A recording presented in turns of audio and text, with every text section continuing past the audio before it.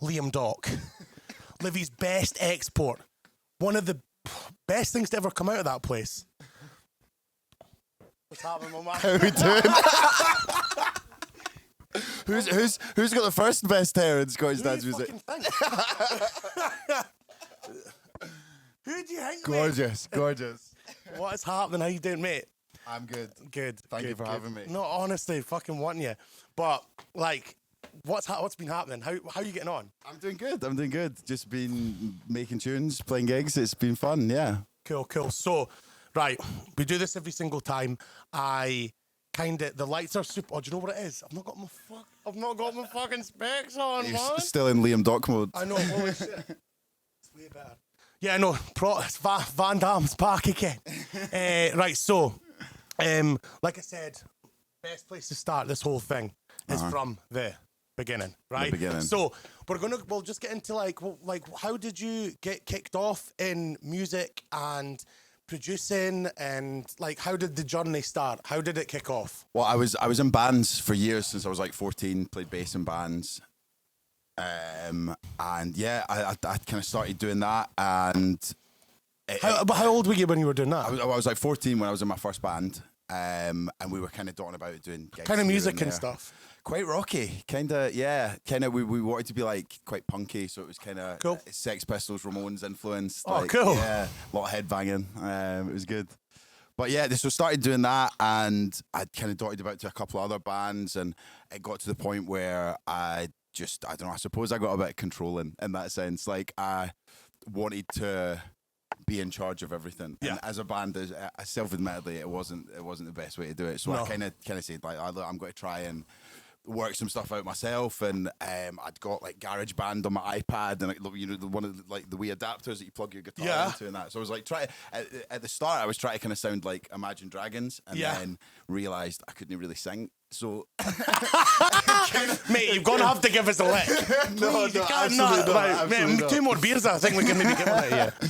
So yeah, no, it got to the point where I kind of realised, yeah, that's not. So you were happening. like playing in bands with like a couple other people and that, and then you were just and like, then I started renting a studio, and kind of I was way more into it than they were. I wanted to kind of try and go as far as I could.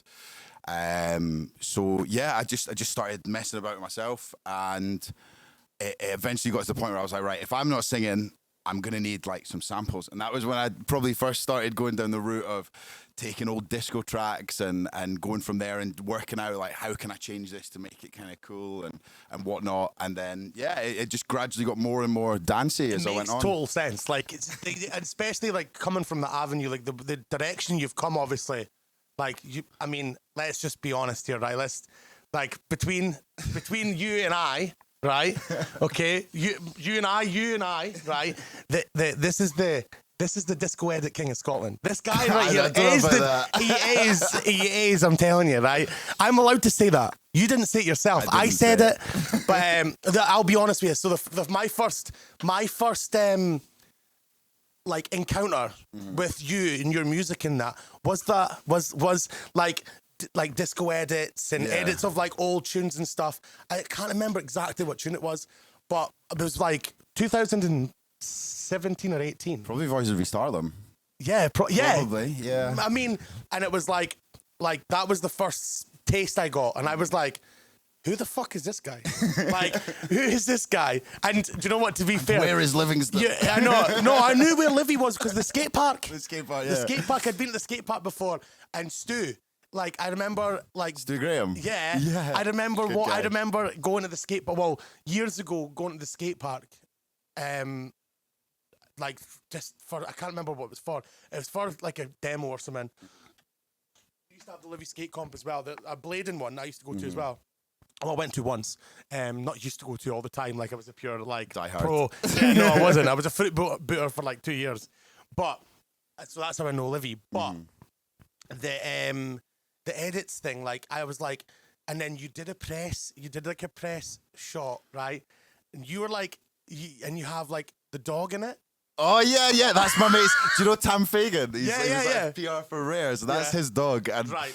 I'd seen. Oh, I can't remember who it was. It's the most badass photo shoot. It's like it's an old hip hop guy. Oh, I'm gonna kick myself. I think I can't even remember who it is, but there's like a shot of him. And he's got the like. Mate, and I'll Rottweiler, tell you right now, yeah, it's like that. It's like that. Looking up, so it makes you look like you're about 17 feet tall, right? And you've got the dog like that, and you're like, it's fucking badass. But so I remember seeing that, and I thought, this guy. I was like, this is fucking cool. But yeah, it was obviously like you were making edits, and I suppose that's the way a lot of DJs and artists get into it. Yeah, it's an easy way to get into it, and I think it's kind of cool in the sense that it's not too complex. You're not having to put on too many of your own parts. So it's a way of almost like learning the software. So you bang out a couple of edits and then you feel a bit more comfortable using whatever you're using. And no, I totally agree. Great way to get started. Yeah, it's totally like, you're right. It's like and it's obviously like, I mean, you look at the biggest tracks of like probably like from dance music that have come out in the past. Like, I mean, even if you go back to like Techno Disco Tool, or I mean the ones that have slapped, the dance tunes that have really slapped in the charts and stuff have all been disco edits, aren't they? People love it. Mate, I think that do you think that you've maybe got one in the bag? You got one coming, or I don't know. You don't want to tempt fate, do you? But I've got. Well, since I came back from Ibiza, I've been on like a streak of. I know you've been on a rip. Yeah, I've been sending you shit like every other day. But I've maybe got 6 disco edits that I'm sitting on at the minute. There's one that you sent me that I think there's something there like. Hopefully. Yeah. Well, we played one on Sunday. How did it go down? Good. Really good. That room that was in in SWG3, the Portrait Club. Have you been in there before? Yeah. It's really intimate. Cool, it's cool. It's proper cool. I've never been in there before with the train. It's got a train and you press the smoke and the smoke comes out the train. It's awesome. No, I think the first time I was there, I seen Ida playing. Oh, yeah. I think it was a pressure night or something we were at. But yeah, really cool place. Cool wee dark room. But yeah, it went down well. So that's awesome. so... Well, we'll see what happens. I'm just trying to find a home for it. You know, you got to try to be tactical where it goes. Yeah, I'm sure you could find a home for it. I'm sure there's a couple of people fucking banging the door down for it. But yeah, so... Going back to like the journey into dance music, you obviously started with the edits thing. You're like, obviously, your route into all this. Who would you say kind of I wouldn't say mentor. I don't like to use that word because obviously mentor means like they're pure, like, you know what I mean, put you up, because I don't think you've had that. I think you've done it yourself. But who would you say that's like really kind of driven you in that direction, you know, push you in the right direction in terms of like the music since the band thing, obviously? Initially, my mate Mike, Chris Rude, you remember him? Yes, yeah, I do. So I do remember. He's moved off to Oz, so he's not really gigging or anything at the minute. But it was him that kind of pushed me in the disco direction, because I bought, just when I was kind of starting production, I'd bought a set of like crappy turntables off eBay that Newmarks. No, not even that. I can't even remember them making them, but they literally cost me like 60 quid for the pair of these turntables. Oh, for both? Horrendous. 60 quid for both is nice. So I was like trying to learn how to mix on them, and he would come up, and the only records he had were like his disco records and his dad's disco records. So he'd come up with like 3 crates of records, and we'd be there for like hours and hours and hours. That's just class. A couple of beers and whatnot. Yeah. And just trying to learn how to mix. So it was because the records he brought were like disco. Like, okay, we only mix disco now. Yeah, so that was it.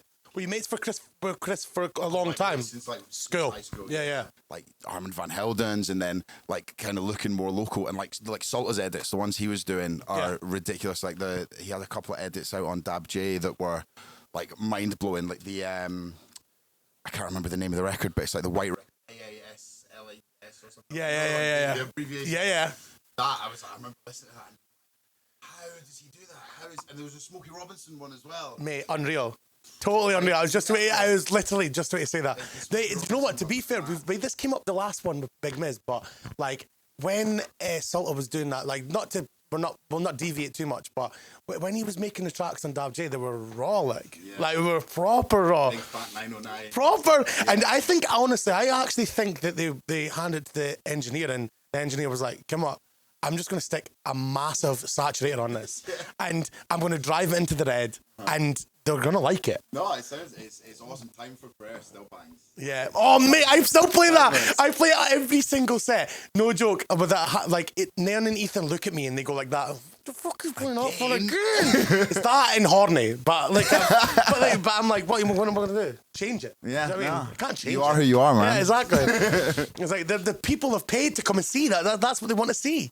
But yeah, mate. So like with Chris, obviously, because you were. The first time I met you, obviously, that was like 2017, 18. And then you came up to the rooms and you did a party. You did one of the last parties. I know. In the rooms. I know. Like one of the last kind of things that we kind of did in there over that last 6-month period. And that was with, it was like an Iangle Choose that Life. was the Choose Life parties that we were doing. Yeah. So with like Iangle, what's happening with that? So still running. We've been a bit quieter on releases. I kind of took it in a more sort of left field direction with the sounds that we were doing. I noticed that. So I've got 2 releases lined up for it that will be coming out before the end of the year. Can you say who they are? One, I'll say one, Joe Eke. He's I know who that is. resident for Rare, and he sent me these tunes over, and they're unreal. They're unreal. I just need to It's just the final push on them. They're there. They're there. Nice. So that's the plan for it. So that's going to be in the next few months, or what's going to be happening with that? Yeah, so I like obviously I'm running Iangle and I run Rue Records as well with Chris. Yeah, you're doing a lot. So you got Iangle, you got Rue, then you've got your disco stuff. Yeah, and then you've got your own. Then you've got your own like releases with other labels. Yeah, and then you're gigging. Mm-hmm.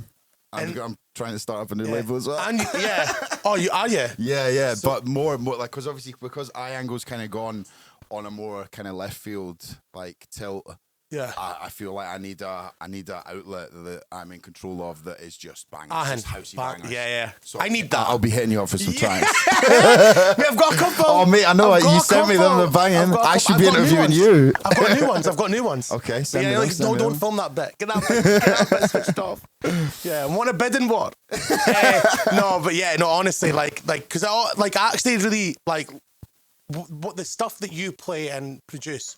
You're so similar to me because I love like the melodic, like I love feel good disco happy stuff. Yeah. But also you've got a darker side. You've got an evil twin. And it's the breaky alter ego. And you flip between the two so quickly. Like you could honestly the Beefa Soundies EP, right? Which is, I'm actually in that group, by the way, just so you know. He was in the group chat. I'm in that group chat. It's actually a group chat, by the way. It's not an EP, it's a way of life, right?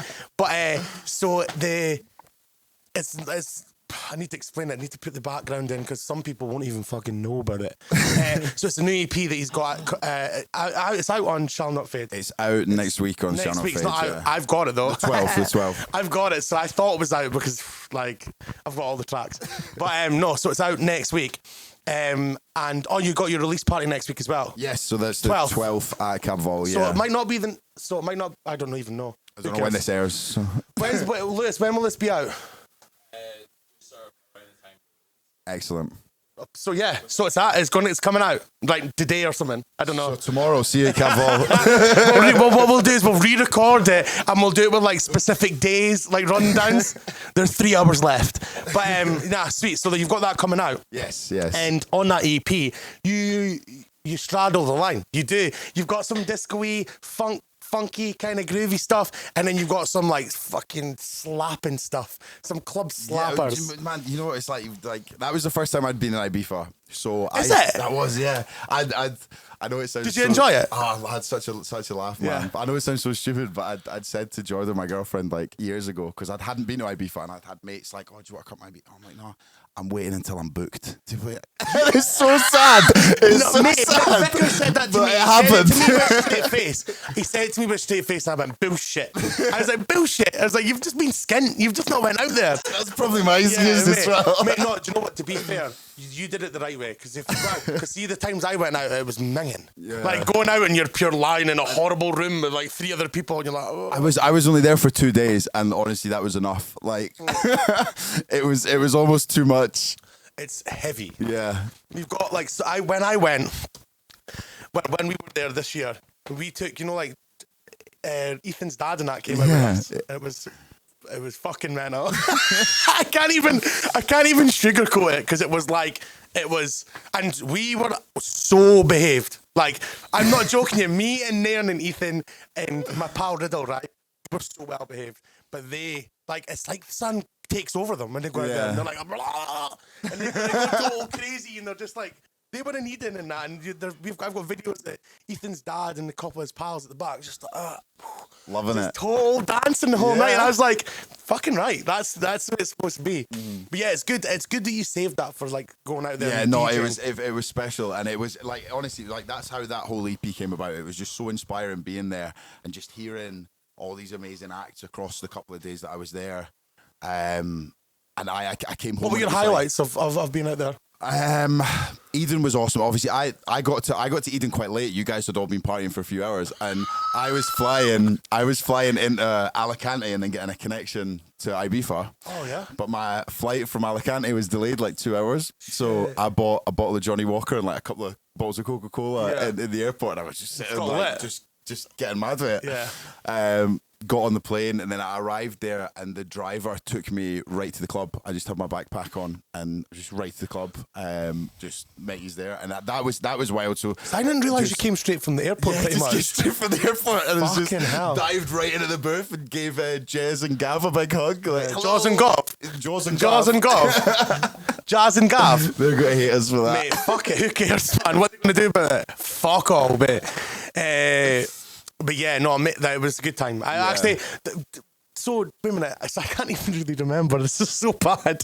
So did you come down to the beach with us? Well, yeah, because after Mrs. set at Eden, we went out the back for a fag, and then the security guards decided they weren't letting us back in, so we just kind of sat smoking at the curb for ages. And then this guy kept coming around and he had a chill box and he was selling us ciders for €2. I'm like, this is cheaper than the club anyway. We'll just sit here. And then we ended up getting like 5 or 6 each. And then we walked down to meet yous at the beach, thinking we were going to we'll see the sunrise. We're on Ibiza. We'll just stay up. We'll see the sunrise. Yeah. And we were at the wrong side of the island. It was direction behind us. Yeah, mate, that's where the sun sets, you fucking dafty. It comes round the way, mate. I'm looking out and I'm like, why is it just getting gradually lighter? Where's the sun? Mate, it's getting lighty and you're like, wait a minute, I'm turning around, it's pure 180 degrees the other way. No, I remember now, so we were all at the beach, weren't we? It was good, that was such a fun. laugh. I actually completely forgot that we were all at the beach there for 2 seconds, because I was like, that was a bit of a wild one. Yeah. That was the only night I actually went buck wild. I fell in... just picking everyone up. I fell and missed the head open, did they tell you? Yeah. I remember you walking about in Eden and you had like a bandage on it or blood down you, and everyone's like, somebody's hit Van Damme, let's go find them. What? I had blood like pissing out my head, right? And it was like, well, no, I was dancing. I wasn't like being an idiot or anything. I was dancing. I was on the main stage bit dancing. I was like, yes. And then I just went woof and just fucking slipped and banged my head off a fucking fire extinguisher. And then the security guard, who was close to 7 foot tall or something. Like, I'm not joking, he was a foot bigger than me. He picked me up like I was a fucking tea bag, right? No joke. Actual scooped me up like I was a fucking tea bag. And I was like, and he carried me out, and I was like, holy shit, I might get kicked out, and I've not even DJ'd yet, and I'm in Ibiza, and I can't believe this. This is insane. I've just completely ruined this whole trip. And then I was getting dragged out, and I was like, please don't kick me out. Please don't kick me out. The guy's speaking like Spanish to me. And I'm like, right. I don't know what I'm going to do here. I'm going to have to find somebody. I got dragged past Tom, right? Tom's like, what the fuck's going on? And he's like, I'm not fucking saving him. I'm not fucking saving him. I think that's where the confusion happened, because they seen you getting dragged out and everyone's like, Jordan must have been fighting. What's happened? But I was saying to the guy, I was speaking to the guy, I was like, honestly, like, and he's speaking Spanish. So I'm like, I don't fucking speak Spanish. I don't know what you're saying. And he sounds aggressive, but I don't know if he's been aggressive or not. And then he sat me down, and then got the first aid kit, and he starts cleaning my eye. And I'm like, he's very nice of him. I was like, fucking hell, he's like, shut up. That's the only word in English he knew was shut up. And I was like, all right, okay. Actually, and I was like, can I go back in? And the woman that was doing the door, the ticket, because they take you outside, the first aid kit's outside. Yeah. And the woman went, yeah, he's trying to clean your eye. You need to shut the fuck up. And I was like, oh, okay, cool. So I was just kind of like, oh, fair enough. I was like, I thought I was getting... Great health and safety in Eden. I was great like, health and safety. That's what I'm saying. So when the bouncers wouldn't let you back in, I'm like, they were so sound to me. The guy basically pure carried me out like a baby. Like, honestly, my legs were straddled around him like that. And he was like holding my bum. And he was like carrying me out. Yeah, it was honestly such a good, such a good time. So what did you do on the second day? We went to Bora Bora. That was a hell of a party. That was good. That was so good. That was awesome. And then after that, everyone kind of, because that was the night I was playing, I think it was the Monday. Yeah. So everybody kind of went down to the beach, and then obviously we'd had to wait about. So it was like 2 hours or 3 hours before Octane opened. So Yeah.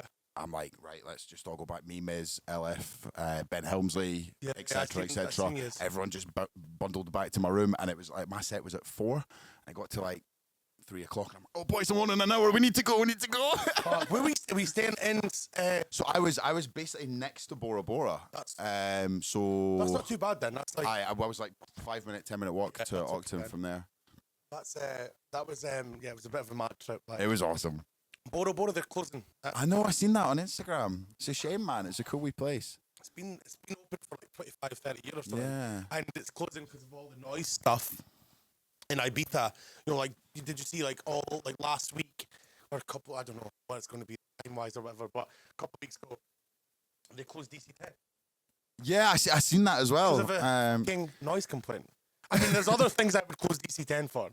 Charging £25 for a bottle of water would probably be one of them. Do you know what I mean? No, I know. The drinks prices were hilarious. I went up to the bar at Eden. I said, oh, can I get 3 vodka cokes? The guy went ice out and poured them out. It was like €70, mate. I just laughed at him and walked away. See you later. Jumped back behind the booth and snaffled Mizzy's gin. Yeah. Fucking shit, I felt sorry for anybody DJing there because your rider was fair game. As soon as you turned up to the booth, the rider was fair game. Everybody was like, I'm not paying that much for a drink. I fucking launched on about 5 people's riders the whole time. I was like, Ross Kirkwood. So when I arrived at Eden, I was standing chatting to him and he had a Heineken. I went, oh mate, can I get a drink of that? And he went, aye, son. I just necked it in front of him. yeah, mate, that'll be €40, please, mate. He was like, I can't believe you've just done that. It's so mental. But you know what was good about Bora Bora is that, like, because we just got a bunch of bevy and just stood at the front of it, like the outside bit, and it was like, I mean, you're virtually there. Like, you can hear the tunes, you can see all the people, and it's awesome, we kind of got a bunch of people out as well. But yeah, DC10, it was like, I remember going and I was in an all right night. No, I wasn't. I think I was. That was the one place I wanted to go that I didn't get a chance to. go. And I was going to, You'll be because good for the next year. hopefully, Eclair, Fifi and Overmono were playing on the same night that I was playing at Ogden. Was that the night you were there? Yeah. So I messaged her. She had one for me as well, but our set times were at the same time, and I was like, it's a bit rude to turn up. Like, so I said to her, just get somebody else at once. And, like, I didn't want to. Did you? Yeah, I think so. Well, you're welcome. We came aboard though. We did. We did DC10 and then went to Octane, and it was good. Like, it was just, but I think it's just too full. It's too busy. Can't move about. I think that she had a bit of a mare getting people. Like, there was, I think Overmono had like 40 people on the stage with her and stage with them, and then when they came off, they cleared the stage and didn't let anybody on for her. Oh, no way. And she's obviously like kind of Want to be a pals in that. yeah, well, aye. she's just got 20 people on the guest list, and they're all standing in the crowd. I could barely get through the fucking crowd because I'm fucking built like a fridge. So I'm like, so I'm trying to get through, and it's like whatever. But yeah, it was a shame. But DC10 is a cool venue. It is, yeah. It is, and you'll be playing there next year. I hope so. You will be after this EP drops and that. But yeah, mate. See, so what I was saying before is about the tangents. We fucking rip off in the tangent. We go right off to the fucking. So we just spoke about Ibiza for what 15 minutes. 10 minutes, yeah. And so anyway, we'll get back. So, what I feel like was a big, massive kicking off point was obviously the East Harlem EP, like what the East Coast Edits. East Coast Edits, sorry. Voices of East Harlem. Is Yeah, that it? That's that was it, the right? tune. Mate, I barely ever remember names of tracks, so that's actually fucking such a shout. I can't even remember the names of my own tracks. But, so that was, I think, a launching off point. Yeah. Like that was kind of the first time that I was getting tunes played by big DJs, and it was mad. The kind of story of getting it signed was obviously I used to run a night with Iango at Club 69 in Paisley. Legendary.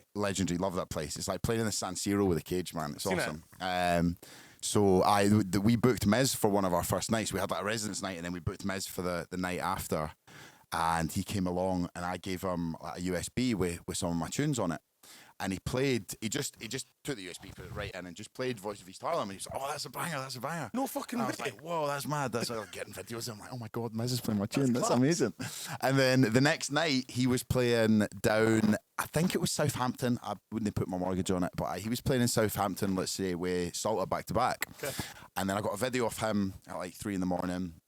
of like him standing back, videoing Salter playing the tune, like Voice of East Harlem. I'm like, this is wild.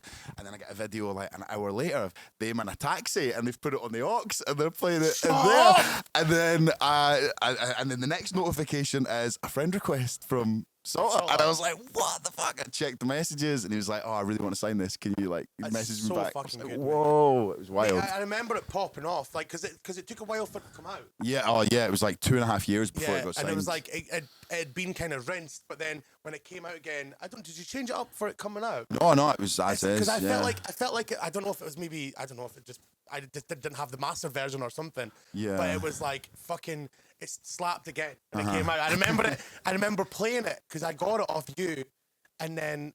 No, do you know what? Nairn got it. Nairn got it for a side of smoked salmon. Nairn sends me fish for tunes. Yeah, by the way, I sent him a care package, and he sent me a couple of like lobster tails. I'm like, yeah, it's fucking mental, eh? That's what you see. That's what you do. You hang about with our broth boys, you get free fish. That's what happens, right? You give us something, we'll give you something, right? But yeah, it's honestly, I remember having that then, and then I was like, always going on the USB and fucking and it's slapped. Honestly, it was such a good track, and but no wonder it got picked up, because obviously it was like we were saying before about the disco edits thing. It's like it's a fucking feel good tune, mate. Yeah, that's such a good. And so, how did you find how did that come about? How did the track come about? I was just kind of going off Chris's advice, Chris Rue. It's just scouring YouTube in search of tunes, and my kind of criteria was has to be funky, has to have a cool bass line, and has to have under 5,000 listens on the YouTube video. Didn't want it to be too like known commercial already. Yeah. So I wanted to find something that maybe no one else has done an edit of before, and I think that was like struck gold on that. And you did. I was playing at Sub Club every third week. It was unreal. Insane. It just kind of came out of nowhere as well. Like Miz played the tune, and then 3 weeks later I'm playing at Subby. Like it was wild. Big up Casablanca. Oh, big no. Honestly, massive. I wasn't sure that I was gonna get some free. What do you fancy? No, you go. Wait a minute. Is this? It looks like a pure little magazine. It looks like Vogue. Have they made it look like Vogue? Inspired by rock and roll's bohemian past, our carefully crafted cocktail this is totally bohemian past. rekindles fables of the most infamous hotel and fashion hedonism. That's cool.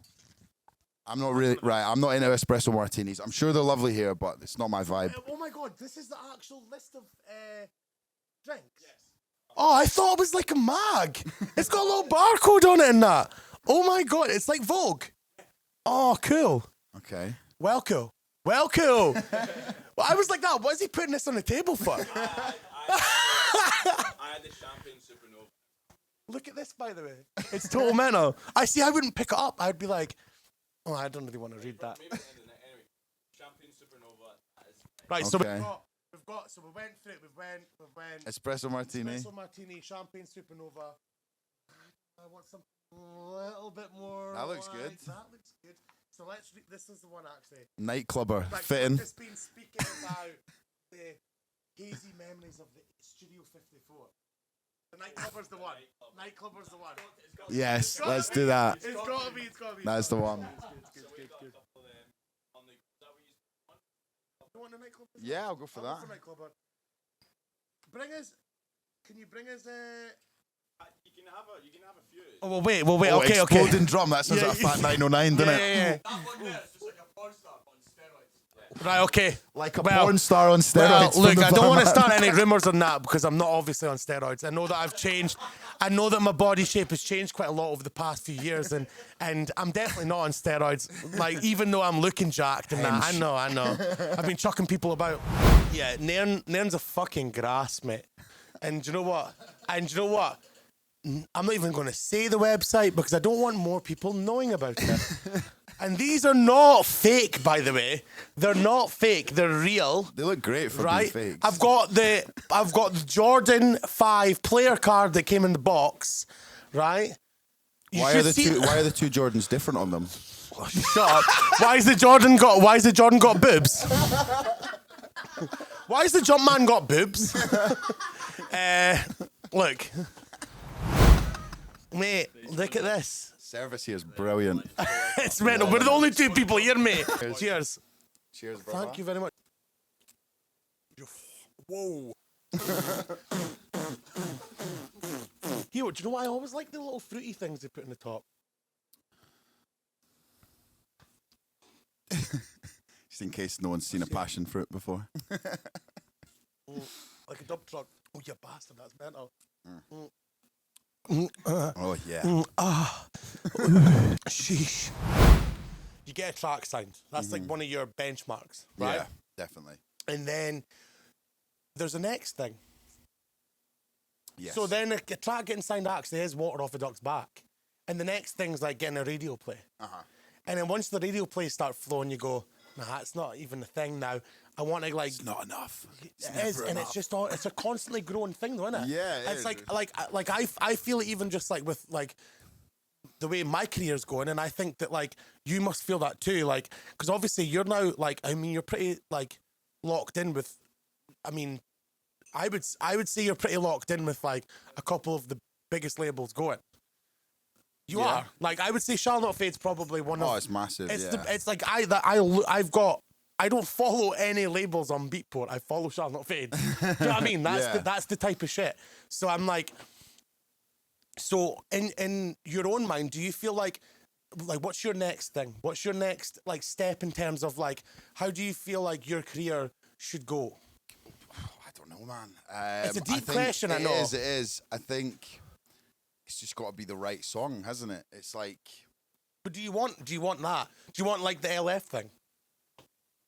I think anyone who says they don't want a chart is lying. kind of lying a bit. Yeah. I think you want to be respected for what you're doing initially. Yeah. But yeah, totally. I'd say that. It's just doing it the right and getting the right song for it. I kind of once I put out the East Coast Edits EP, I kind of digressed a little bit with the tunes I was making, and I didn't just want to be associated with disco tracks, and I kind of took it like really to heart. Like, I'm not making an edit again until I get at least a couple of EPs signed on my terms. It's a good way to do it, though. It is. I don't know if it kind of hindered me a little bit because people were booking me and expecting me to turn up and play a full disco set, and I'd just turn up and play like Hackney Parrot and like loads of breaks tunes. We had this conversation in Dundee. Yeah, we actually had this in 2018 or something, right? And so you were already like, I mean, the EP hadn't come out by that point, and you're already like, I don't want to be pigeonholed. Yeah, I didn't want to be. I totally didn't want to be. Do you think that the change in mentality comes with age, or do you think it's like? No, do you know what it is? I think. You know what my sets are like. I play a bit of everything, and I've always played a bit of everything. I hate that word because it's. You know what? When people say every DJ like, bio no. Let's just go back, right? Let's go like what? No, so honestly, I when I say the word eclectic, I actually fucking mean it because obviously there's people go, this brand new eclectic DJ from Italy. Like no. No one's actually properly eclectic. They play tech house and house, or they play techno and hard techno. Like it's not like or disco and house. It's like I mean they're basically the same. I'm talking about like you play a range of tracks. Like you actually do. Yeah, no, like one of my favorite sets that I played. I started at 110 BPM went right up to like 160, 170, and then finished on hip hop tunes. Fucking love And that. it's just really fun. It's a fun way On of that doing 80, it. on that 80 BPM hype. When you're up 160, you're just back down back down to 80. Yeah. But do you know what it is? I think it's more like boredom in my head. I don't want to produce the same style of tunes all the time. I don't want to hear the same style of tunes all the time. So I think I was just kind of letting myself go on this tangent and just seeing kind of what I could make of it. And like I'd said in the Radio 1 interview, like sampling radiators and stuff, like really trying to go out there with the percussion side of things. And it's a big standout of your tracks. It almost felt like oh, I'm doing my apprenticeship and really learning how to make everything and try and be able to make any kind of tune. I mean, you're still like learning the ropes type thing, so you're wanting to fill your boots. You're always learning every time you open up like your software. Your you're DAW. always trying to, your DAW. I hate that. Open up your DAW. I hate that almost as much as I hate Eclectic. No, I love DAW. I love DAW. I'm keeping DAW. DAW's not going. In Room 101, if we're putting DAW into Room 101, there's a lot of other stuff that needs going there. I think DAW's funny. I think when people say DAW on interviews and that, it's really funny. Because people go, DAW? DAW? What the fuck is a DAW? But yeah, no, honestly, it's you out of a lot of the DJs, you're really super eclectic and you do play a lot of tunes, and I can see that like the pigeonholing thing could piss you off and kind of go, I'm not just that. Like, yeah. I think you just, I don't know if it was maybe even just wanting to prove to myself that I could make anything I wanted to. And like I said, man, like I don't just listen to disco and house or techno or whatever. I listen to everything. And I mean, like that quote. There was a quote in one of the interviews, and it was like, oh if no, you're quoting Jamie me. XX and Hudson Mohawk had a baby. I was like, whoa, let's change that up, right? So I do agree, because I actually love Hudmo, by the way, just so you... He's awesome. You know that, like, he's, like, my hero. You know, like honest, I swear to God, I swear, me and Miz were speaking about him the other day, actually. He's got a new album coming out, and it's going to be fucking tits, right? But, I agree. Like, you've got the vibes, you've got, like, the weird trancey techno-y thing that fucking Hudmo has got, but obviously at a weird BPM. And then Jamie XX, you got the groove, but I feel like we're missing somebody. I feel like I feel like Dimitri from Paris. Dimitri from Paris, okay. You don't look like him or sound like him. It's like Liam from Livy. Like Liam from Livy. Like I think that's it. I think that was the vibe I was going for. When I read the interview and I was like, yeah, no, I get the two, but I was like, where's the disco thing? Like, did you tell them to kick the disco influence out, or? No, not consciously. I don't know. I think I was still on my. I don't want to be just associated with that anymore. You were so solid on it, though. I know, but and like I said to you earlier, like how do you feel now? No, like honestly, since I came back from my Beefa, I feel like I'm just making bangers now. I'm not trying to. I've done my 2 years messing about with radiators. Like got a plumbing degree in the works. Everything. No, I'm HND and making bangers. HND and making. Yeah, mate, you got it. Yeah, I'm just. Mate, your time served. That's what it is. Time served. That's it. And I was speaking to Miz about this as well, and I was like, I went through a big period of like totally being opposed to 909s. Because I know, controversial. But there's. Do you know what it was? Every time I was going on SoundCloud and like skipping through tunes that were on my feed, it was like sitting in the car and going, "That's a 909 next," and there's another 909 next. I'm like, and my thought process was to myself, how are you meant to stand out and sound original if, let's say, drums are arguably a third of your song? If a third of your song is the same as everyone else's, but I kind of came back from my Beefa and after speaking to Miz and you guys and just hearing the sounds out there, I just kind of thought I'm being too pretentious about this and I'm chin scratching too much and I just need to just go back to basics and make some bangers. And that's how the Beefa Soundies track EP came about, and it was literally just like, right, let's go back, let's embrace the 909.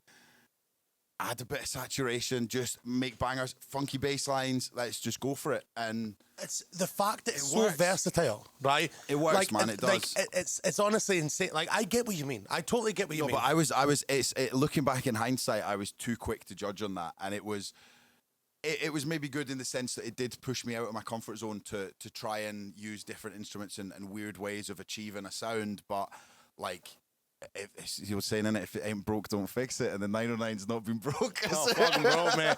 I'm telling you, it's in every track I've ever made. Yeah, and I'm not going to stop using it. Do you know what it is? It's the hi-hat sound. Like, I can get away with using another kick and whatever. The hi-hat sound and the tom, that offbeat tom. I can't make the tom work. You're going to have to show me how to use that, because I think I've lost. So your new track in the Shall Not Fade EP, you use a bit of the 909 tom, like a solid, big, fat bit of it, right? And it's like I've not done that for a long time, and it made me go, I want to use that. It's leaving space with the bass. That's the part. Because a lot of the time when you do a bass, if it's too like constant in the mix, it's too many notes, then the 909 doesn't fit around it, and it's messy, and you've got to start sidechaining stuff. So you need to start moving it about. Yeah. Okay. A lot of swing on the bass. Cheers. When we turn the cameras off, get a little bit more fucking pointers out of this guy. But yeah, no. So like, let's get away from that stuff. People don't even care about how you make the music, as long as it's fucking good. As long as it So, I mean, as long as it fucking slaps. So people don't really care. They're like, they're speaking about how they make it. Oh my god. No, but so honestly, so like came back from Ibiza, mindset's changed, right? What's happening next? What's in the pipeline? Like what are we looking at? Well, I've got obviously the EP on Shall Not Fade. That's out on the 12th. Right. So that's pretty much like your release party's next week. Yes. On the 12th. On the Release date. Okay. party's on the day of the EP. And that's like Beefa Soundies EP. It is. I'm part of that group. Yes. So what can people expect from the EP? Why should they go out and buy it? But we're not rounding this off, by the way. I'm just like, we're going into this, and then I've got something else to ask afterwards. Okay. No, it's literally just like, it was made for clubs. It wasn't. There was no like headphone listening kind of vibes intended. It's literally bangers for the club. There's obviously a silly sample in one of them. Manager of Pikes. Yes. Funny story, man. Honestly, like, so I got sent that sample in the group chat when I was flying home. So I again, stupid connecting flight. What? Who was booking these fucking flights, by the way? Big up Ali, my agent. No, was it you? She's like, no, it wasn't me. No, it's just like, you gotta get those budget flights in. Look, I know. Needs must. Do you know what's mental, right? We got our money off of flying. We were like, are we fucking booking budget flights? We'll just spread it out, and then we'll put them extra money in, because there's no, like, the flights that we were getting pushed up were like, they were insane. Well, I think when everyone started booking for fly, these airline companies, obviously, they see the traffic on the site for those dates, and they bump them up. So yeah. They say there's like this middle ground, but so yeah, I flew into Belfast, because I was Ibiza to Belfast and then Belfast to Glasgow. So I flew into Belfast and like turned my phone back on, and all these messages coming through and everything for the group chat. And somebody had forwarded, I'm sure it was Tom actually, had forwarded the Manager of Pikes sample. Yeah. I remember I was sitting there, like hungover as anything. I had like my meal deal on me, like just spread across me. And there's like an old lady sitting next What's to me. your meal deal choice, by the way? Just quickly, All right, so I'm convinced I have the best meal deal. The cheat code. Yeah. Chicken and stuffing sandwich. Whoa. That's top tier. I will fight anyone that says otherwise. That's fucking mad choice. That's like, top tier. kind of mad. McCoy's Thai chili crisps Got you on and that. an iron brew. You literally cannot beat that. I think mine's a little bit different now. Okay, hit me. I don't know if you are going to like my sandwich. Okay. So I'm a cheese and onion guy. I know. Cheese and onion sandwich or cheese and onion crisps? Ruben, no, cheese and onion sandwich. Ruben just went, what? In the background. No. It's gross. Ruben, I agree. That is awful. It's the worst choice, but do you know what? I'm just And like... they're always the sandwiches that are like reduced. Like no one wants those sandwiches. I know, but can I tell you right now, across the board with all the different shops, that's the most consistent, right? I'll give you that, to be fair, because the Co-op's chicken and stuffing is dry as... Brutal. Oh, it's awful. I like a chicken... You've got to buy mayo with your meal deal. Yeah, a fucking litre of meal. You're like, how much is that litre of meal? £1, no bother. Make it £4 then. Let's get the meal deal for £4. Yeah, no, that's good. Your solid choices. Mine's are really scandalous. Let's not speak about them anymore. Okay. So yeah, sitting there, meal deal sprawled across me, and this old lady sitting next to me, and I remember I had my headphones in and I'm playing it, Yeah. and I was crying. I just kept listening to it over and over again. I'm crying with laughter. I thought it was the funniest thing I've ever heard. Ah! This is excellent. Right, what have we got here? What have we got? Got your Rock the Casbah and the champagne supernova as well. What do you fancy? What do you want? This one here is a twist and a heel. So you've got like vodka, peach liqueur, all that going on. And then the Rock the Casbah, it's almost like tastes like a light. Got vodka and What do you want? I'll go with the tall one. Okay. I'm not big on Turkish delight personally. I'll have whatever. Man, I'm from Thank you Arbroath. very We don't much, do my man. cocktails in Arbroath, baby. But yeah, cheers, by the way. We'll do Cheers. that. Yeah, no, do you know what? It's so funny. Like, we were the same when we got the voice note, and I was like, honestly, when the guy started speaking, I was like, is that me? I was honestly crying, man, and I thought if this gets out and someone samples it before me, I'll be fuming. You jumped on it, though, didn't I you? did. I said in the group chat right away because I knew the test press guys were in it. I knew there was a couple other producers in the group chat, and I was like, if I don't stake my claim now, someone else is going to do it before me. So I was like, I'm getting home in 2 hours, and I'm going to sample that, by the way, just so you guys know. You said it in the group chat, and then it was like everyone was like, Oh, is he? I was like, no, can I be honest with you? I never opened Ableton for about 14 days after I came back from Ibiza because I was like, I was like a bag of bones. I was And the opposite. Was on a mission. I know, and it's good. It's, do you know what? That it does fill your sails full of wind. I would say it's like it kind of sets you off, and you go. Because when I did get on, I went, oh fuck, I feel so inspired. Yeah. And like, because we've had these moments, and we've went to the beach and done all this stuff, and had these gigs, and I mean Ibiza, like as much as people do give it like shit now, for being like commercial and overpriced and all this stuff. I mean, it's still got something there. There's something. Definitely. There's some sort of like, I don't know, this thing that's in the I'm air. going to go back. We're obviously I asked Jordan to marry me on Christmas Eve. Oh! We're 100%. We're getting married in Ibiza. Oh, no way! Yeah, we're going to get married in Ibiza. No wait. So when? And I'm saying it on the interview now so that like Jordan It's can't locked convince in. me otherwise. It's locked in. She's giving me a look Said here. fucking absolutely no way. It's either that or Vegas. So I mean, you decide, okay? Or Arbroath. You can get married in Arbroath. Arbroath. You want to get married in a fish house? I know a good DJ in Arbroath. Yeah. So that's funny because that was like the most difficult conversation when we got engaged. It was like not like where's it gonna be or like what are we gonna have for food. It's like who's gonna DJ. And well, I don't know. Ruben's gonna DJ apparently, but no. When we'd obviously said that like we were engaged in that. The guys in the fly chat like had messaged us, and Eclair, Fifi, and Mez have claimed that they're going to start a Kaylee band for us. So that would be pretty cool. I don't know if I would trust Claire with a fucking Keely band. I don't know. So yeah, no, I mean it's pretty mad. The Ibiza thing. I think that it's got a magical thing about it. Definitely. You're right. It's got like a vibe, and it's always been such a cheesy thing to say. I don't really dabble in cheese that much. I mean, I do obviously fucking eat loads of cheese, but I mean, I don't do the cheesy stuff, and I think that Ibiza does have a vibe, and I feel like it does inspire people. And I mean, there's been a million tunes that's come out of Ibiza. Oh, totally, man. But that voice note, right? I am not joking. You top tier. Like you know me. I'm partial to laugh, right? And when Tom sent me that voice note, and I was like, and no joke, I was like, is that me? I was like, I was like the voice. I was like, and then I sent it to Ethan and I went,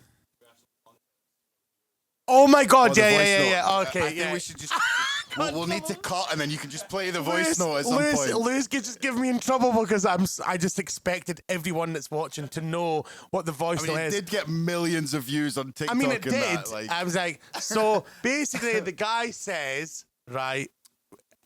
Wait a minute. Can I get some? I'm in Ibiza, right? I'm in Pikes. Hi guys, it's the manager of Pikes. I've got your friend here stuck in. Wait a minute. He says he's stuck in. So he says, I'm the. Don't say it. I can't remember. I know, dude, it's saved. It's saved. Okay. 2 seconds. It's in the all good, the real. Ruben, shut it. Someone should take the headphones off, Ruben. Take them off, I'm just. Do it. Get them off. This is not PG. Yeah, I know. Right, here we go. Got it. It's actually the starred message. It's just. I don't know if I can show the rest. But it's a starred message on there. Look, so it's there, right. Hello guys, I'm the manager of Pikes. I've got your friend here who's in a K-hole. I'm sound. You had me here as if I'm some sort of fucking spastic. Yeah, you are. So can you let us know where you're staying, please, and where we can send him in a taxi to, please? Now, obviously, I'm just going to say a disclaimer for anybody who's not already listened to the tune on Shall Not Fade. I obviously cut out the bits that would get me cancelled. So I'm not going to say anything. I was going to say something there, but I'm not saying it. But I'll tell you right now. Can I tell you, right? So it's the first time I've ever had my phone when I've been on the podcast and I can put it in my pocket and that's cool. Yeah. I mean, see the professionalism of the Pikes manager, right? Can I just say this right now, right? I've worked for a lot of managers. This one here, is this one filming as well? Okay. We've got like loads of cameras here, by the way. It's a professional thing going on here too. I don't know where to look. Me neither. But I'm telling you right now, right? If you're the manager of Pikes, we want to interview you. We want to interview you and we want to find out where you got that from. How many people have you dealt with like that in that nick? Because it was like water off a duck's back. You're like, yeah, this guy has absolutely lost his marbles. And it's cool. I'm just wanting a taxi for him. But yeah, honestly. Aye, hilarious, man. And you've made a tune out of that. Unreal. Couldn't help myself. Unreal. It's going to be so good. People are going to love that. No, honestly, we've played it once before. And I went down in Arbroath. And it was like, yeah, it's good. When it goes down, it's like people are like, what? What's going on? And they're like, but it's so good. I think it's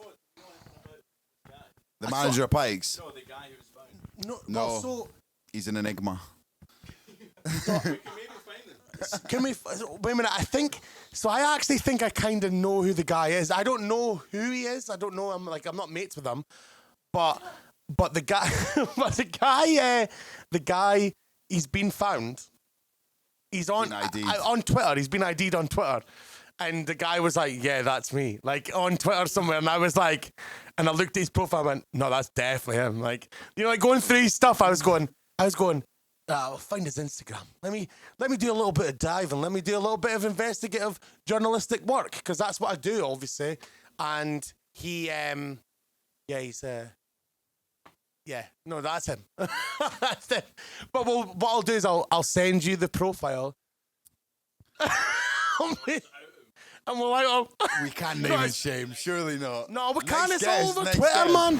It's all over Twitter, mate. Well, okay, we'll see. We'll message him and we'll see. Okay. So. Can I come back for that one? Yeah. We'll love get to them meet both him. in and we'll go. I'm pretty sure I owe him a cut. Yeah, I'll go. Yeah, no. I'll be like, I mean, how's you guys' relationship now? But no, so let's move. Let's get away from that shit, man. We keep going back to Ibiza. I know, because it was so class. But yeah, so moving swiftly on. So Shall Not Fade EP comes out. So I don't care about the Shall Not Fade EP because I actually know that that's coming out. I've had it, bought it, I've played it. It's class. I've rinsed it. That is so yesterday. Give me what's coming next. So I've got a 2-track EP lined up on Monkeys and Friends label. Which is an Unreal label, tastemaker type label. Yeah, it's class. I had a release on there a few months ago now, but yeah, no, great label. That's the second release on that label. Yeah, actually. second release on that label. Yeah, and I've got a fair few disco tracks that I've got lined up. Not got home for them yet, but yeah, it's just finding the right outlet, isn't it? I think you will. I think you will find them. I've said that before. I think that I think it's such a funny time. Like obviously following COVID, don't like saying it, but following COVID, like obviously, and you were saying like you're changing direction and sound and stuff like that. Yeah. It obviously has hindered things a lot. Not in terms of like, Well, the Salt of Selects release came out. I had my release party on the Wednesday, and we went into lockdown on the Monday. So it was like I thought I was going to be like chock-a-block with gigs after that, and it was Cool, like, man. actually, we can't go out the house for 2 years. yeah, So cool, man. No one even cares. It's like, yeah, you've just released the biggest fucking tune that people have been waiting for 2 years. Mate, I swear to God, COVID killed loads of stuff. Like, maybe edit that bit out. That's actually not that good. cancelled. I'm cancelled now. I said COVID killed a lot of stuff. Yeah, let's get rid of that. No, that's staying in. Okay, that's staying in. Let's just decided. No, I meant it made Metaphorically. things, metaphorically, yeah. Oh my God. Cheers. Am I cancelled as well now? I mean, I'll tell you right now, it killed my vibe. That's what it did. COVID killed my vibe. Nah, it was rough, and you know it was a difficult time for. Shut up! Stop laughing at it. I'm sorry. It was a difficult time. Have we done good here, by the way? Yeah, we got it. I'm trying to. Yeah, no, it was a difficult time. Obviously, like, do you know what? I try and avoid the chat about COVID. Like, I tried to avoid it with Big Miz. I said that to them before the Big Miz one. I said it to him, and I was like, we're not going to speak about that. But it's hard because it was such a downtime in creative people's lives. Obviously, like it was shite for loads of people.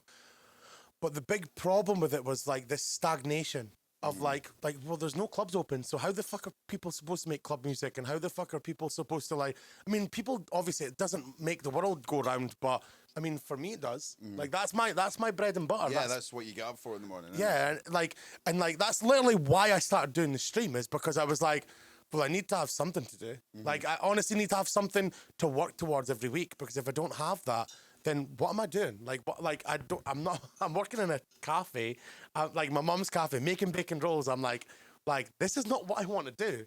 So I'm saying, like, the COVID thing, obviously that killed, like, it didn't kill it, because obviously we've been waiting for that for the age, and I played it out afterwards, and I played it during the stream and stuff as well. So it's like, no biggie. But following that, trying to get your wings back after that, do you feel it's been quite hard to try and... I don't know. I feel like when clubs opened back up, everyone was just like desperate to go out. There was no, like, for like a month or two after it, like every night was rammed. It was amazing. And then I don't know. I feel like kind of since then, yeah, I would agree. There's a bit of a dip. I think people are very cautious about what they spend their money on just now, especially with like all the fucking price increases in everything. Festivals, there's 40 festivals in Scotland. Yeah. I'm not joking you. It's mental.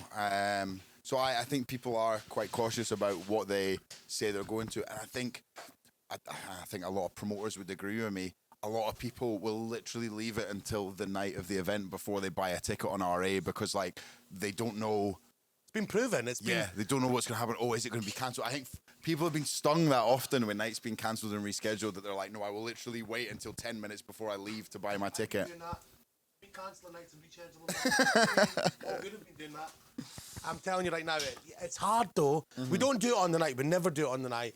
That's not our thing. But I get what you're saying. It's like punters are just like, they don't know if they're coming or going. They don't want their money tied up in refunds and reschedules. Of course not. Nah. And to be fair, a lot of festival companies have like tied them up for months and months and months. Yeah, I think it's hard when you look at it. Obviously, everyone looks at it from the consumer standpoint. When you look at it from the festival standpoint, this might be an unpopular opinion, but I think like obviously they're trying to make a living as well. I get it. It's tough, man. They obviously try to put on. I'm not a consumer. I've not bought a ticket in years. Guest list for life. I've had guest list for life. But yeah, I think it's Tom Kelly. You hear that? It's tough. I think they're obviously trying to put on these massive events and booking massive acts and pull people out. It's for people's enjoyment, and it's for the love of dancing and for the love of the music, and it's such a hard thing, and there's such a fine line that it's tough, man. When it becomes like finance over like dancing type. You know what I mean? Like over the Yeah. enjoyment of the festival. But I think when it does eventually happen, like I know obviously a few of the fly ones got rescheduled, but when it did eventually happen in Ibiza, was worth that it. was like, oh, totally Other worth Lands it. is the next one coming up. Obviously. Oh, that looks ridiculous. Yeah, are you going to it? I don't think I've not got a ticket. I'm hoping for Guesty, Tom. No, that's sorted. Tom's already got you guesses for that, by the way. Because you're a fly resident, so that's what's happening. I don't think I can miss Jamie in Scotland. I think That's what I was thinking. I love him so much. We've got a camper van, by the way. Have you? We've got an all good party bus going to other lands, by the way, right? I'm expecting that thing to get ripped apart like it's fucking like a van coming from Mexico to United States, by the way. I'm expecting it to get actually torn. The wall cavity is getting searched. You know what I mean? For tunes, obviously, for good tunes. Yeah, I know. Yeah, I know. So we're going to have 40 bottles of tequila. Someone told me. What are they going to do? Rip the walls out? Well, someone told me they have to say that as a health and safety thing. Apparently, Tea in the Park had to say that as well. Oh, did they? So I don't think. Well, 8 bottles of wet. so you might get away with it if you chance it, but Yeah. who knows? Yeah, water. Water. Loads of water. And reseal it with a blowtorch. Yeah. I'm not giving you ideas. Imagine boys in their trackies and no tops on like that. Oh, mate. Welding bottle shot. My favourite barman's just about to come in here. Oh my god. Mad love. I was meant to be driving today. Tom Kelly and phoning me. So Oh no, it's not. It's not. Got a house Oh my god, he can fucking hear me. Okay. He's got mics in here. So this is like a Pikes one with like plum sack in. Oh, look at that, man. That's insane. We don't make these ourselves, by the way. Oh, I was going to say, that's cool as anything. Like, we origami swan. Like, And this is a Billionaires Girls Club, but the best thing about this one is with cognac, apple syrup. do you cut the ice yourself? Do. You do. That's badass. Exactly. To the one. That's really So cool. that's about, yeah. Oh, I'm belittled, by the way. Right, so this is a little segment. I think we're going to probably do regularly. I think. I keep doing the thing with the mic now because I'm actually a little bit sauced up. I'm a little bit sauced up, and that's not going to help. But and am I going to keep going? Yes. Absolutely. And am I going to stop? No. And do I want another drink? Yes. And are we going to speak about stuff that I don't want to speak about? Maybe. So you've done some like DJ sets with like big DJ. You play a lot of back-to-backs. You actually do. You do like a lot of back-to-backs. You and Miz are now good mates now, which is and to be fair, he's such a legend. He's right? awesome. We went down to Devon Analog, the studios together, and came up with a banger there. But No yeah, way. I love him, man. He's such a great guy. So what we're saying is there been times where, so I like in like the summer there, well not summer, like Fly open air, I met Yeah. Paul Wilford, and Paul Wilford's like my actual hero. I love him. Like I swear to God, right? He's my actual hero, and so I've met like DJs, but I've booked like fucking loads of people like before, and I'm like, booked the Patty Toppins and the Richie Ahmeds and all these people, and a Tiga was one of them I booked, and I was a little bit gutted about booking Tiga. He didn't really like me, but regardless, right? I think it was just a straight. It was a tour strain, right? No, I get it. Yeah, You know yeah. what I mean, like He's a busy man. Doesn't not like me. No one doesn't like me. But no, he didn't like me. But basically, I met Paul Wilford at Fly, and I've not been starstruck before. I've never been starstruck. I have so much respect for him. Like he literally does everything. He makes housey bangers, makes edits. That's he what does, and he also does the breaky, really like intricate Special stuff. requests. Yeah, he literally has all bases covered, You know that like that just blows. and he's been doing it for decades. Decades. Mate,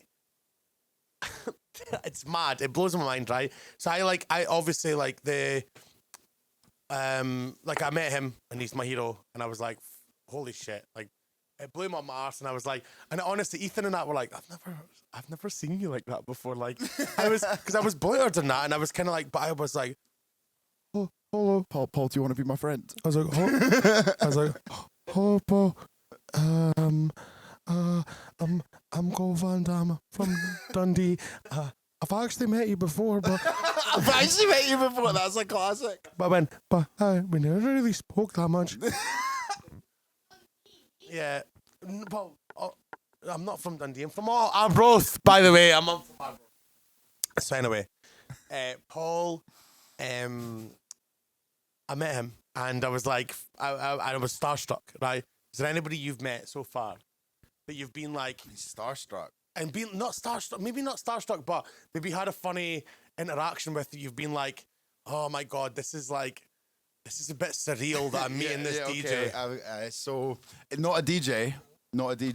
Are you okay? I'm polluted, mate. Not a DJ, but when I was running nights at Club 69, we were playing and we'd brought, so obviously we came from Livingston, so you couldn't rely on the local crowd at all. It was a total hit or a miss. So it was like we always booked a bus with us, brought a coach load of people. From Livy? From Livy, yeah. 69? Just Club 69, yeah. Oh my God. I don't know how we convinced them, but somehow we did. So we brought like 50 odd folk with us. And those... What made you go to Club 69 to do a night?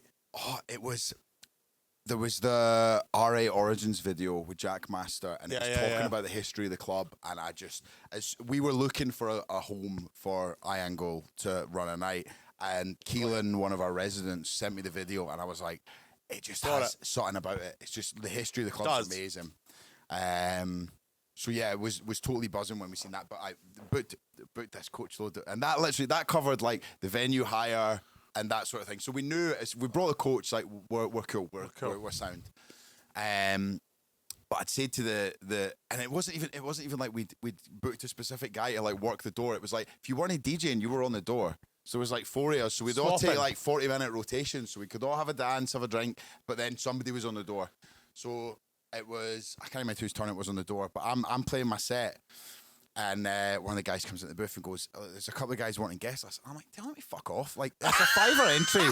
Like, actually, no, Liam, I think you want to come out and see this. And I went, oh, sound. So I put on a piss tune. So like a 9-minute tune, like, as you do. What's your piss tune? It's the Minimal song. Minimal. I've got a Tom Trago one, and it's like pure 9 minutes long. Anything over 8 minutes, I've got a thing set on my record box. You know, you can set up your smart tags and stuff. So if the song's over 8 minutes, it automatically goes into a folder called Piss Tracks. Yeah, I've got Shite Tracks as well, which you've got 15-minute hours. But yeah, so I went to the door. And I'm like, there's a boy standing there, and he's like, all right, how you doing? And I'm like, I know your face. Fucking Paolo Nutini. Shut up! Paolo Nutini. The man of the moment, by the way. Let's say He's just sold out the Hydro like 4 nights in a row. He looked so different because he just shaved his head. So I'm like, I know your Mad face. bit, probably. And he went, are you the promoter? And I went, aye. And he goes, I'm Paolo, nice to meet you. I went, oh my God. Like, and obviously going back from like my days where I was in a band, I had to give him guest lists. But did he come in and like the guy's loaded and he wants guest lists for £5 entry? Hardy parties. I know. Parties. So he came into the booth, done a bit of partying himself, and then he was just so interested. He was obviously a bit mad with it, but he was like so interested in like what was happening during my set. He was like, oh wow, can I play a record? And I was like, well, no. But you might be piling a TV, but you're not doing that. But you can pick some records. Yeah. And he literally, it was from there, it was like, he was just standing at my record case and just throwing vinyls at me. And I'm just like, sounds cool. And like, just mixing a record. That is such a mental story. 2 minutes later, and it's like, so the tune's mixed in. I've just mixed it in, pulled the other track out. He's giving me another one. I'm like, oh, cool, sound, nice one. So basically, it's unreal, by the way. And then we had a party, like obviously had a bit of party with him.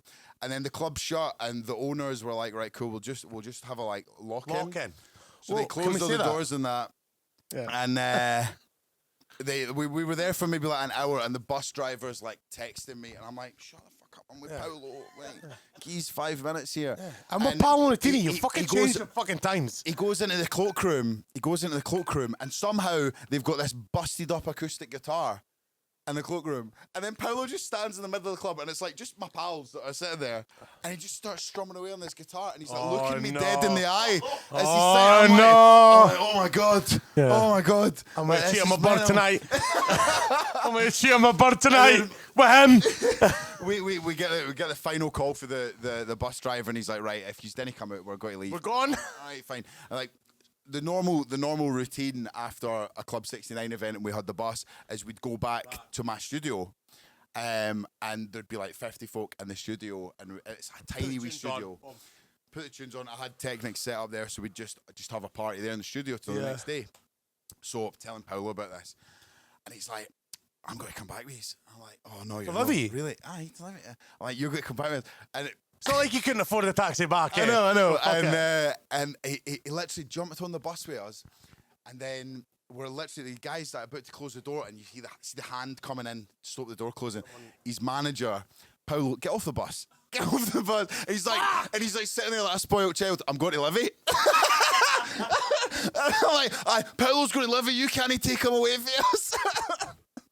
I'm gonna fucking Livy. It was hilarious, man. But no, we had some mad times at 69. I actually booked the LF boys to play. Yeah. So we were doing like a Rue Records special night there. So we had like LF System and some of the other guys that had released on Rue. LF have released on. I mean, we've not even. Well, yeah, sorry, LF. We actually haven't even spoken about that. LF released Bougie Bougie on Rue Records. And so wait a minute, did you discover LF System? I was the first person to ever get them to sign a contract. Yeah, you did, baby. But yeah, and it was nowhere near as good as Warner's. Yeah. But do you know what? I didn't give them an advance, I'll tell you that. Yeah, he's like, go on. Put your neck a fucking Regal. That's the advance in a bottle of wine. Yeah, a bottle of fucking tonic. But yeah, no, like we booked them, and then we turned up, and again, it was again the same scenario. We booked the bus, 50 odd folk coming through. It's a good setup. And we turned up to the club, and it was like 2 minutes before opening, and like the guys were already getting warmed up to play. Yeah.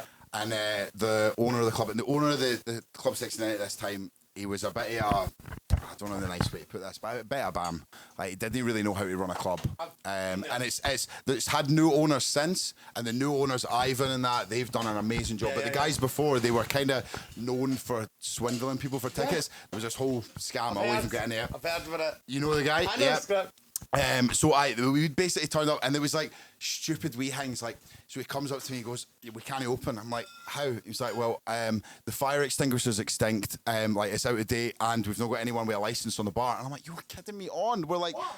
You've been for 2 weeks that this club nights way open. We're like 10 minutes for opening, and you've not got anybody with a license on the bar. See if you give me 200 quid, I think I could maybe sort that out.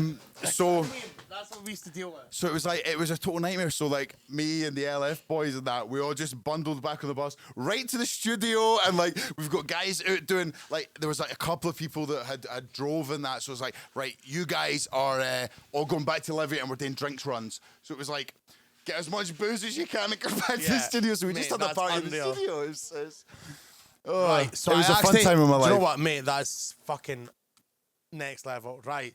I actually need to do a pee. 10 minutes is all I've got left. Yeah, so can I just quickly do a pee before I run?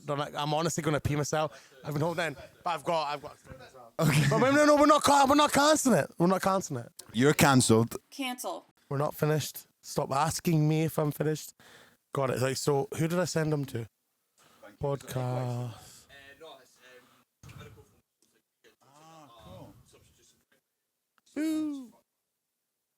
Got. So that last story, we're on. We're rolling, baby. We're rolling, baby. So obviously kicking off from the DJ Hero meeting stories, right? Right. I've got a couple in this bad boy right here, right? And I've got a few. Do you know what? I can't actually like. So I'm gonna fill them in. So basically, I put an Instagram story up, right, and asked everybody for DJ like stories, like, you know, like awkward DJ moments, or I don't know what it was I said, but it was something along those lines, right? And so I've got a couple, right, and the first one, right, is it's from a guy called Hamish Crook, right? Big up Hamish Crook. He's a good The lad. man, the legend. I love him a bit. Well, he's one of the best looking guys I've met. Like, and mental that, like, even after like maybe three or 4 days, like having sat with him up for 24 hours. He still looks good, which is mental, which is really mental, and it's like in its own right. That's something that you should really, really, really hold close to your chest. So basically, he sent me this. He went this time at an afters we were chatting about. So him and Big Miz were chatting about Paul Rudd, right? Some Paul Rudd movie. But they couldn't remember the name of this Paul Rudd movie, and then 30 seconds or later, he was like, "Oh yeah, I love you, man," and Big Miz was like, "Ah, man, I love you too," and he was like, "Nah, it's the movie." And that was it. It was an afters. Mate, brutal. Absolute brutal. No. First time he ever met Miz, and it was just like, sweet. And then I've got a couple others. Do you know what? I've got so. I should have organised a little bit better, but this girl Kenna Kirkwood met Eats Everything, and she insisted on calling him Mr. Everything the whole time, right? She was calling him Mr. Everything the whole night, right? Until he went, it's not my name's not actually Eats Everything. My second name's not actually Everything. And she bailed before he even told him the name because she was too embarrassed. She was too embarrassed to fucking hear the second one. Me and Maka that were doing the back-to-back last. So we went on and we started doing the back-to-back. And I couldn't even see straight. And we had a GoPro set up, so we were like recording filming the whole sets, thing. Filming everything. That's a nightmare. That needs cancelled. That needs stopped. And I was that drunk that I couldn't remember what CDJ was going, and it was just like I hit Q on the wrong one, and the whole dance floor went, "Oh!" And I was like, yeah, mate. See the pulling the USB out. It was awful. When you're mad, and you try to pull the USB out, and you're like stand over going like that. The worst bit was they have it on camera, and they every year or so somebody sends me it and goes, "Oh, remember this time you done that?" Mate. And I'm like this in the video. Oh no! Horrible. That was probably the most awkward time I've had playing. That was honestly. I had a similar like freak out moment when at Fly Open Air I met Jada G, and I just panicked and I just said, "Can I have your email address, please?" That's good. That's a good automatic thing. That's a good automatic thing. I didn't even say hello. I just said, "Hi, can I have your email?" And they're like that. Yeah. I think she just said, "You can have my fucking manager's one, you fucking freak." I think she just said jadag@gmail.com and then walked off. And then I got like a Mailer Damon notice when I tried to send it to her. Yeah, you should you should have cracked that code. You should have cracked that code when she gave you that. Yeah, no, that's a fake email that you just got. Mate, now we'll round it up. That's us. We're good. Like, we've had a good time. All good. We're getting that right in there, baby. Right, this has been, baby.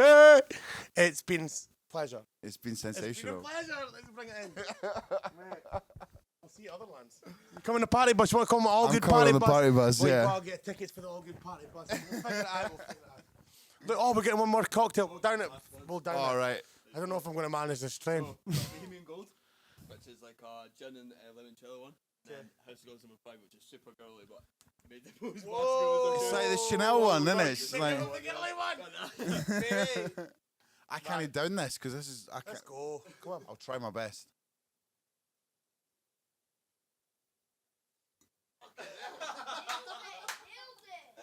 Keep up, Van D.